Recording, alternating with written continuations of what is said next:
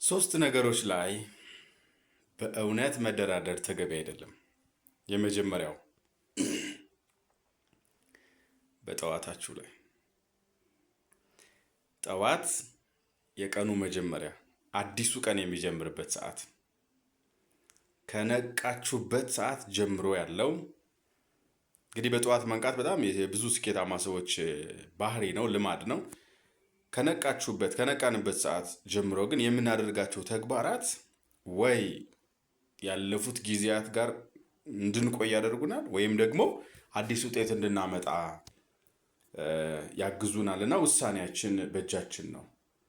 ምርጫችን ምንድን ነው? ጠዋት ምንም ይሁን ስንነቃ ማመስገን የመጀመሪያው ስራ ነው። በዚህ ድርድር የለም። እሺ፣ ወዴትም ከመንቀሳቀስ በፊት ራስን አዘጋጅቶ ማመስገን የመጀመሪያው ነገር ነው። ቀኑን በአዲስ መቀበል ማለት ነው። ምንም ይሁን ይህን ለማድረግ ከወፎች መማር ይቻላል። ወፎች ሁላችሁም እንደምታውቁት በምንም ሁኔታ ውስጥ ይደሩ፣ ትናንታቸው ምንም ይሁን ጠዋት ሲነቁ ልማዳቸው ነው ዝማሬ፣ ልማዳቸው ነው ማመስገን።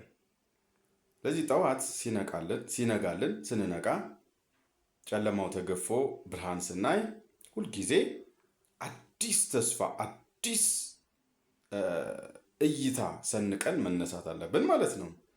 ይሄ የምርጫ ጉዳይ ነው አንደኛ። ሁለተኛ ደግሞ ይህን ማድረግ የሚከብድ ነገር ሆኖ አይደለም፣ ልምድ ግን ይፈልጋል። መከታተል። ጠዋት ልክ ስነቃ ያለፉት ነገሮች ሊመጡ ይችላሉ፣ ወደ አእምሯችን ሊመጡ ይችላሉ። ግን መምረጥና ምርጫን አስተካክሎ አይ ይሄኛውንማ መዝጋት አለብኝ፣ አዲስ ቀን አይደል የተሰጠኝ፣ በአዲሱ ቀን አዲስ ስሜት፣ አዲስ ሀሳብ ነው መያዝ ያለብኝ።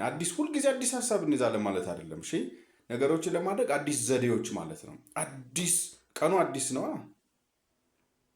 አዲስ ከውስጥ በጣም የሚፈነቅል የምስጋና ስሜት። ለምን? አዲሱ ቀን ስለተሰጠን። እንዴ ጠዋት እኮ መነሳት ያልቻሉ አሉ በነገራችን ላይ። ታዲያ መነሳት ስለቻለን ራሱ ደስተኛ ልንሆንና ልናመሰግን አይገባም ትላላችሁ? እና አንዱ ማንደራደርበት ጉዳይ ቢኖር ጠዋታችን ነው። ሌላው እያልኩ ብዙ አላንዛዛባችሁም። ሌላው ደግሞ እንደገና በተጨማሪ ደግሞ ምናምን እያልኩ ብዙ አላቆያችሁም። ነገር ግን ማታችንም እንደዛው፣ ምሽታችንም ወሳኝ ነገር ነው።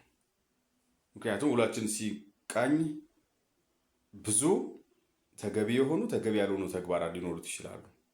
እሱ ላይ መስማማት ያስፈልጋል ከራስ ጋር። ለምን? ስንተኛ የማይተኛ አእምሮ ክፍል እንዳለን ብዙ ሰው ያውቃል በደንብ። ታዲያ ማታ ላይ ደግሞ እሱን አስታርቀን መስመር ሰጥተን ከራሳችን ጋር እርቅ፣ ሰላም አውርደን ከፈጣሪያችን ጋር አይደል በጸሎት አሁንም መገናኘት በጣም ወሳኝ ነገር ነው። ቢያንስ ነው የምላችሁ 2 ጊዜ በቀን። ከዚያ ማታ ላይ ያለው ደግሞ ይለያል። ለአእምሯችን ስራ ሰጠነው ነው ረፍት የምናደርገው። ግልጽ ነው። የከበዱ ነገሮች ጭምር ሰጠነው ነው ረፍት የምናደርገው እና መልስ ያጣንላችሁ የከበዱን ጉዳዮችን ጭምር በውሏችን ውስጥ ሊሆን ይችላል አሁንም ማስረከብ። በዚህ ውስጥ በጣም ደስ የሚለው ነገር ጠዋት ስንነቃም ማታ ስንተኛም የምናደርጋቸው ነገሮች በምርጫችን ወደ ምንፈልገው ውጤት ለመገስገስ፣ በወጥነት ለማደግ፣ በወጥነት በጤና በሰላም በፍቅር በመትረፍረፍ ውስጥ ለመኖር በጣም ትልቅ ድርሻ ያላቸው ተግባራት አሉ። በየስራችን ዘርፍ፣ በያለንበት ሙያ፣ በያለንበት በእድሜ ደረጃችን፣ በስራ ሁኔታችን ውስጥ የሚወሰን ግን ሩቲኖቻችን አሉን። ከነሱ ጋር ከተግባሮቻችን ጋር የሚቀድም ሀሳብ ራሱ ተግባር ነው። በነገራችን ላይ አብሮ የሚሄድ ትኩረት ይፈልጋል። ትኩረትን መሰብሰብ። ስለዚህ ቀኔ ውሎዬ ምንድነው ምናምን ዝም ብለን ዝብርቅርቅ ያለ ነገር ያለ ጠዋታችንንና በተለይ ደግሞ ማታ በመሀል ያለው ስራ ሩጫ በብዛት የእንቅስቃሴ የሚበዛው ምናምን ሊሆን ይችላል። ማለት ብዙ ሰዎች ኢንተራክት የምናደርግበት፣ እነዚህ ጠዋትና ማታው ግን በብዛት ከራሳችን ጋር የምንገናኝበት ነው። ሰዎች ደግሞ ከራሳቸው ጋር ሲሆኑ ጤነኛ፣ ከሰዎች ጋር ሲሆኑ እብድ ነን። ምክንያቱም አብዛኛው ነገር ሰው አየኝ አላየኝ የምንለው ሰው ጋር ስንሆን ነው አይደል? ብቻችንን ነን ብለን ስናስብስ ማለት የመጀመሪያው የቀኑ መጀመሪያና ደግሞ ሲመሽ ከራሳችን ጋር ይበልጥ መገናኘት ያለብን ሰዓታት ናቸው። ከራሳችን ጋር በውስጥ ከፈጣሪያችን ጋር ከአምላካችን ጋር። እግዚአብሔር ይርዳን ሁላችንንም። በርቱ ለማለት ነው። ሰው ቲዩብ ሰብስክራይብ ያልተደረገ ከሆነ ሰብስክራይብ ይደረግ። በጣም ብዙ ሰው በነገራችን ላይ ሰብስክራይብ ሳያደርግ ነው የሚከታተለው እና ታዝቢያችኋለሁ። ሰብስክራይብ አድርጉ፣ ለሌሎችም ሰዎች ሼር አድርጓቸው። በጣም ብዙ ጠቃሚ ቁም ነገሮችን የምንጋራበት ነው። ሰው የሆነ ሁሉ ቤተሰብ ሊሆነው የሚገባ ቻናል ነው። እግዚአብሔር ይመስገን 917 ሰብስክራይበርስ ደርሰናል። ወደ 1000 እየገሰገስን ነው። 1000 እንዲያው በእውነት የምሬን ነው የምላችሁ ከሰሞኑ ጠቅ ጠቅ ጠቅ ሰብስክራይብ አስደርገን ጓደኞቻችንን ብንሞላት በጣም ደስ ይለኛል። ምክንያቱም ከፍ እያለ በሄደ ቁጥር ብዙ ኦፖርቹኒቲዎች ናቸው ያሉት። ብዙ ሰዎች ጋር መድረስ እንችላለን። በጣም ብዙ ነገሮች ማለት ነው፣ ብዙ ነገሮች። ስለዚህ በሌሎችም ሶሻል ሚዲያ ፕላትፎርሞች ተከታተሉን።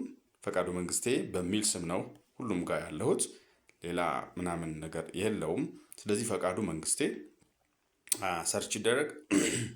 ከዛ አላማው ምንድን ነው? አንድና አንድ ኤክስፒሪየንስ ያደረግናቸውን ነገሮች ሼር መደራረግ ነው፣ አለቀ። ከዛ ተጋግዞ የተሻለ ማህበረሰብ፣ የተሻለች ሀገር፣ የተሻሉ ግለሰቦች፣ የተሻሉ ልጆች የሚያደርጉባት፣ አረጋውያን የሚጦሩባት፣ የተሻለ ስራ የሚሰራባት፣ የምሬን እርስ በርስ ተከባብረን የምናድግባት ጥሩ ኢንቫይሮንመንት ክሬት ማድረግ ነው። ይሄው ነው። አመሰግናለሁ።